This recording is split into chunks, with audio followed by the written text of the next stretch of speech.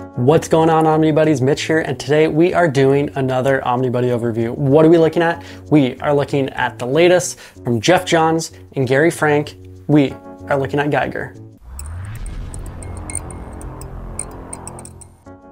All right, so this comes to us from Image Comics. I'll get into all the details later, but you know what? I had no idea what this book was about going into it. You can guess by the death and the name Geiger, and you know, the giant "Who is the glowing man" on the back, that it might have something to do with radioactivity and nuclear fallout or something along that line. But as a comic reader, movie watcher, TV show watcher, all that, entertainment consumer, we're consumers. Who are we trying to fool?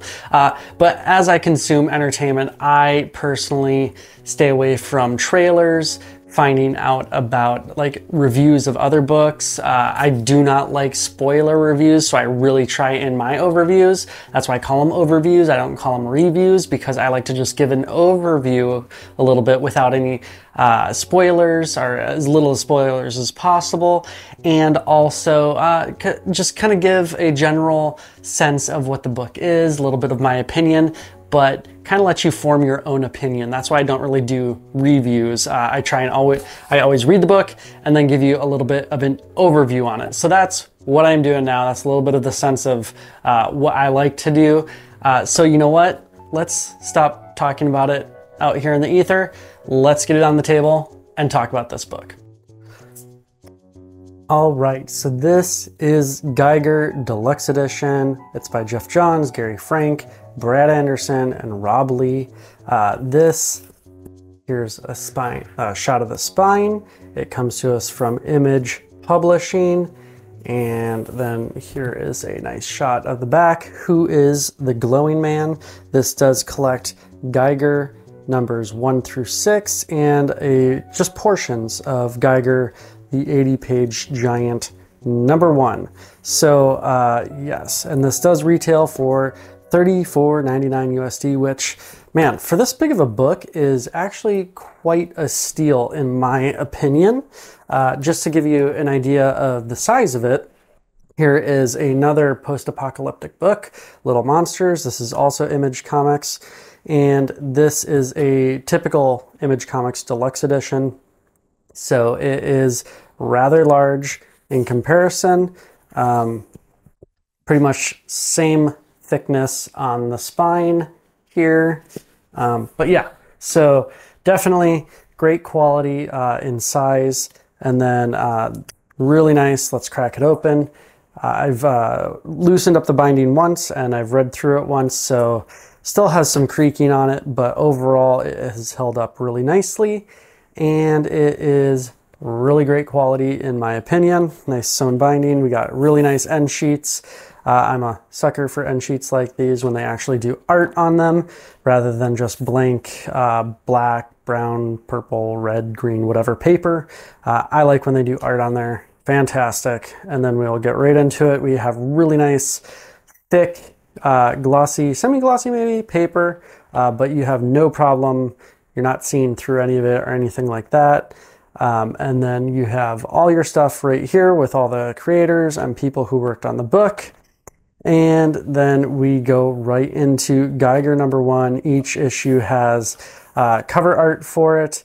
And it starts off right away with obviously people taking some readings and 2 guys kind of sitting around a campfire just kind of talking, and you know, the older guy is telling the younger guy kind of, you know, what's up, and so you can tell he's the younger guy's the newer guy, the older guy's, you know, the grizzled veteran, and they start talking about Joe Glow, the man, the man of mass destruction, all that kind of stuff, the glowing man, Geiger, and they are obviously out in the middle of nowhere in this, you know, right on this rim of this crater, and they are on Earth, and the older guy is going to be telling the story of Geiger to the younger guy. So this whole book takes place in this like a campfire story, telling this, you know,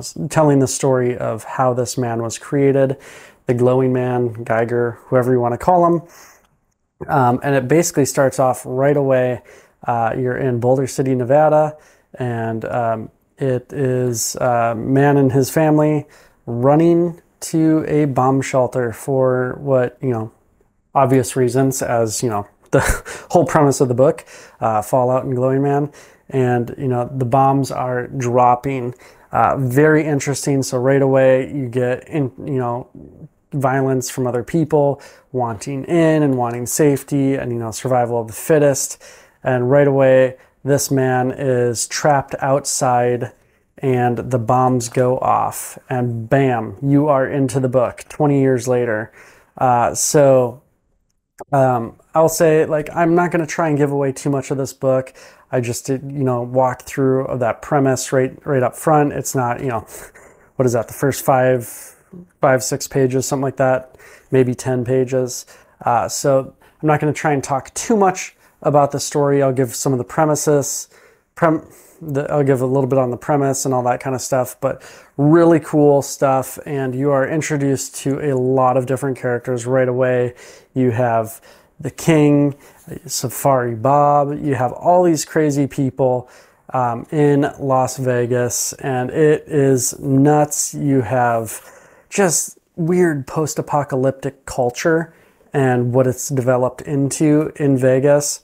Really, really strange in a lot of areas, but you're introduced to some characters pretty quickly who get involved in deep over their heads and are on the run, and on the run they get in trouble and they meet who other than their savior, the man, the glowing man, Geiger, and things ensue, craziness ensues, a lot of chasing, a lot of backstory, jumping back and forth for not just Geiger and his genesis, but also all these other characters and who they are.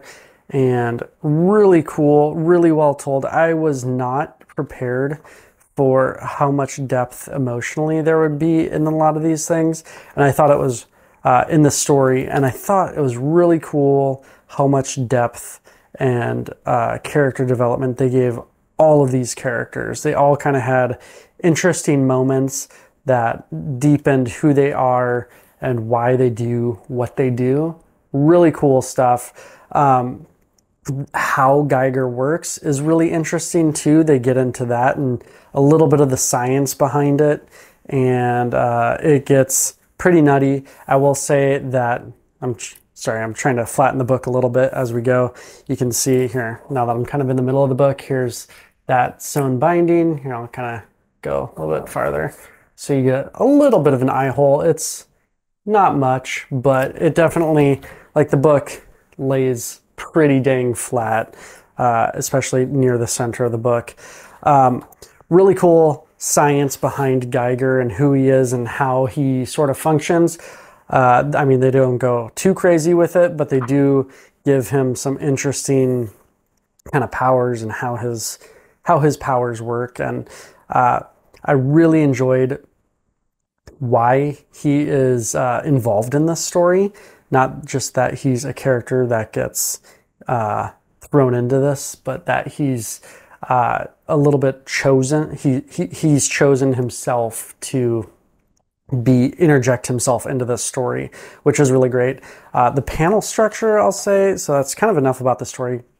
Panel structure is very straightforward, as you can see by a lot of these. You know, it's just traditional left, right, top to bottom.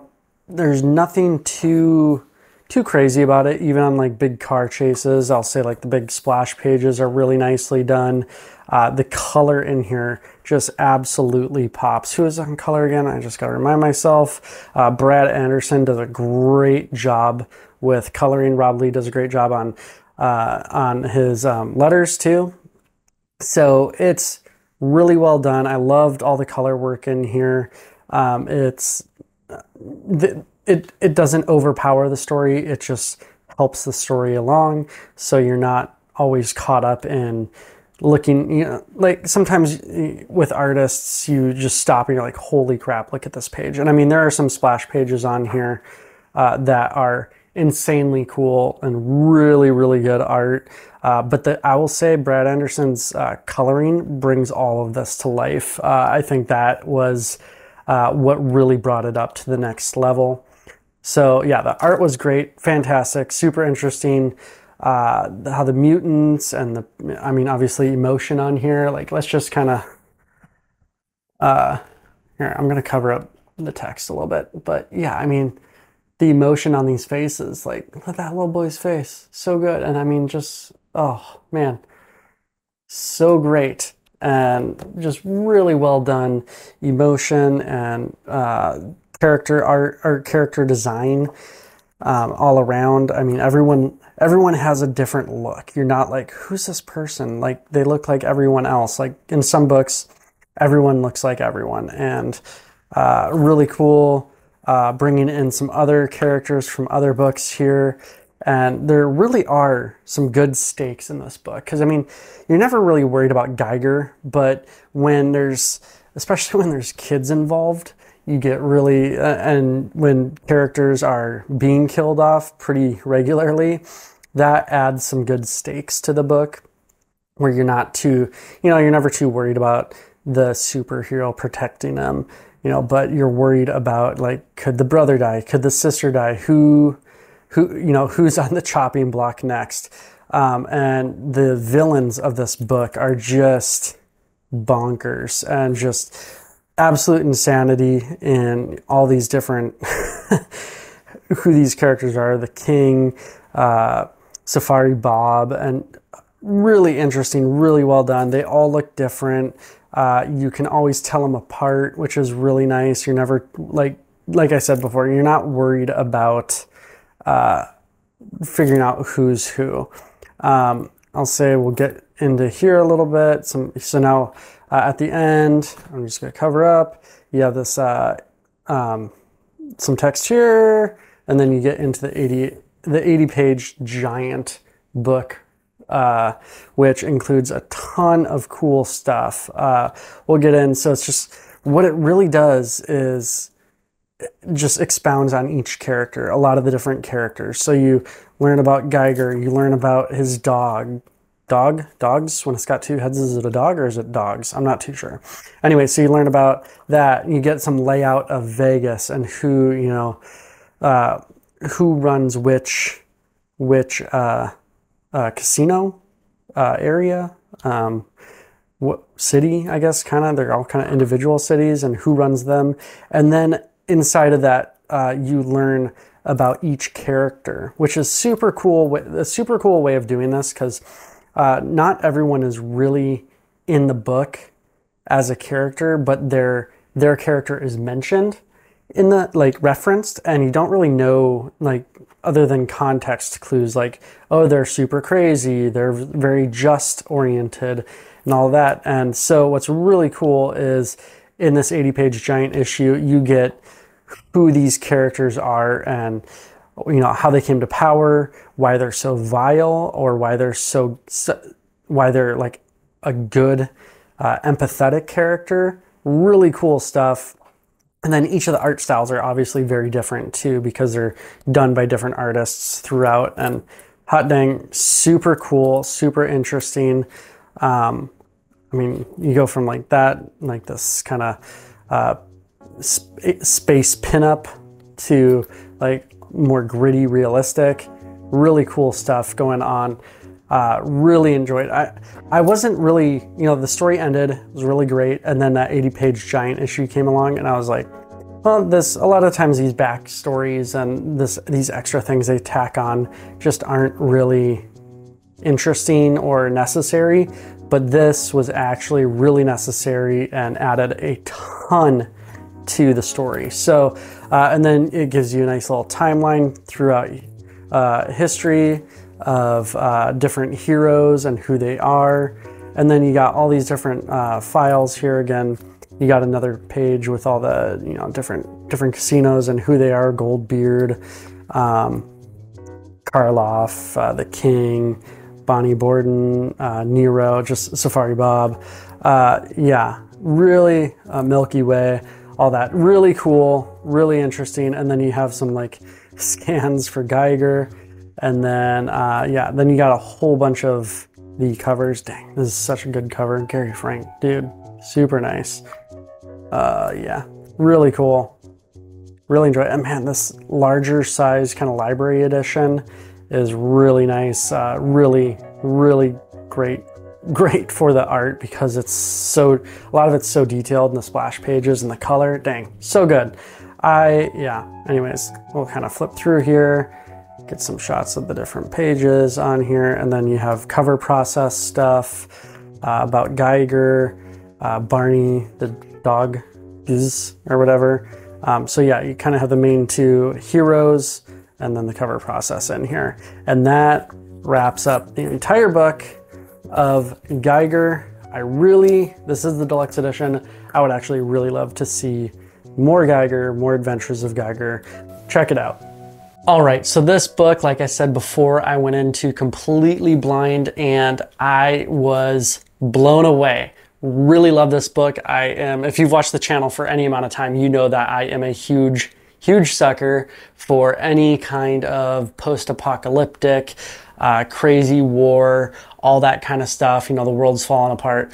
Always super fun to see the different creators' takes on it as they have different characters. I mean, I just did an overview of like Little Monsters by Lemire and Nguyen, and that is a completely different version of a post-apocalyptic future.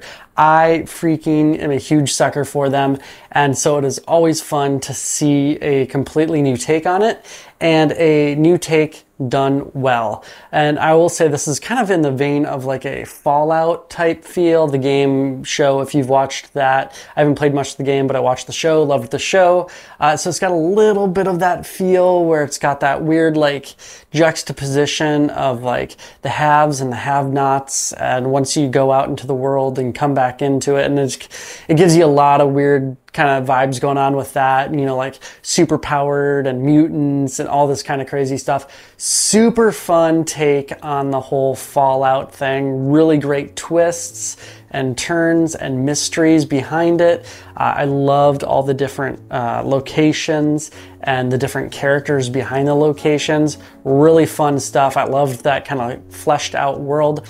It wasn't like the full world. There was a little bit of the US in there, but it was mostly centralized to like the Nevada, Las Vegas area, which was super cool to see.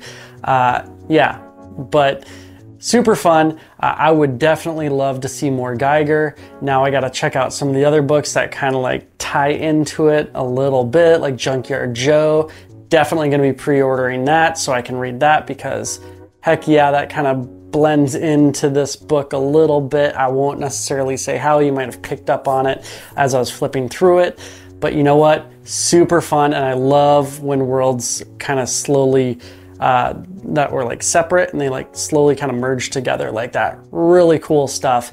Anyways, I'll just stop blathering about it. The art was fantastic, storytelling great, color was amazing.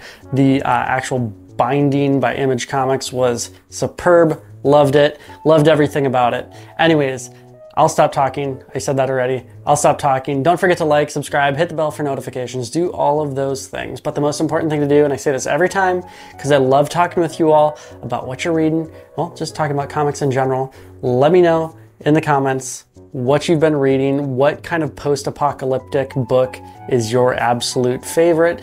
Try and do one that's not super popular so that we can all kind of get an idea, because I like Walking Dead's great. But everyone knows Walking Dead. So try and come up with a book that is less talked about. That's kind of what I love doing on my channel, is talking about books that aren't featured near as much as like the big ones out there. So let me know in the comments what post-apocalyptic books out there are super cool that we should all be checking out.